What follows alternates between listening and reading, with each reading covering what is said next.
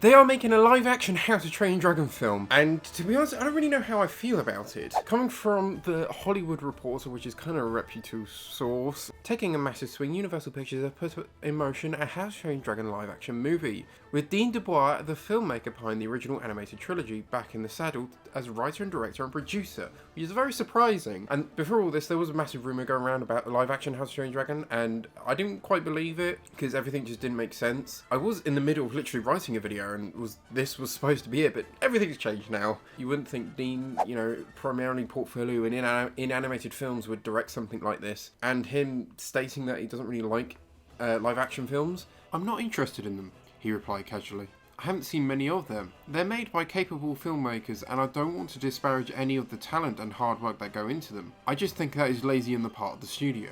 So it's very interesting that it has happened. Probably just money, which honestly, respect. Get the bag, man. Universal has dated the feature for March 14th, 2025. So that's like, what, a good few years? And apparently casting calls are along the way. Cast me! This is very interesting, because now it's sort of confirmed. I was going to question, where would they go with this? I was thinking of a pro-argument before that they were going to make this because Disney has been making a ton of live-action remakes and been very successful from it financially. It would make sense if DreamWorks would do the following. So they're starting with How to Train Your Dragon, obviously one of their best IPs out of their catalogue. I imagine they'll probably do Shrek, Madagascar, Kung Fu Panda. Make Shark Tale, you cowards! I stole that from Skifrellis. They could be doing the Disney and just remaking a bunch of them. I don't know if they will be remaking the sequels. Disney tend to do lots of IPs, whereas DreamWorks tend to make a couple of IPs but then do lots of sequels.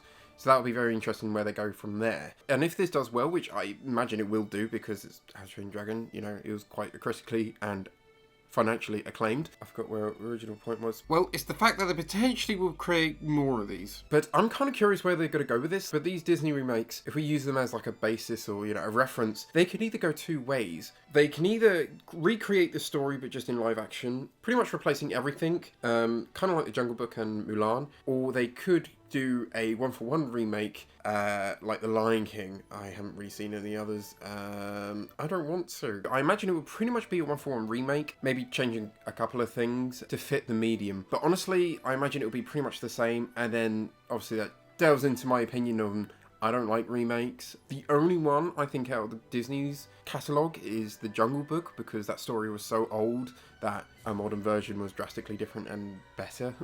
But all their others are just pointless. I despise The Lion King with a passion. It looks so awful. I could go through a whole rant with it. I hate it so much. It's one for one in terms of the story, but they just removed all the best bits. They removed Scar. Be prepared.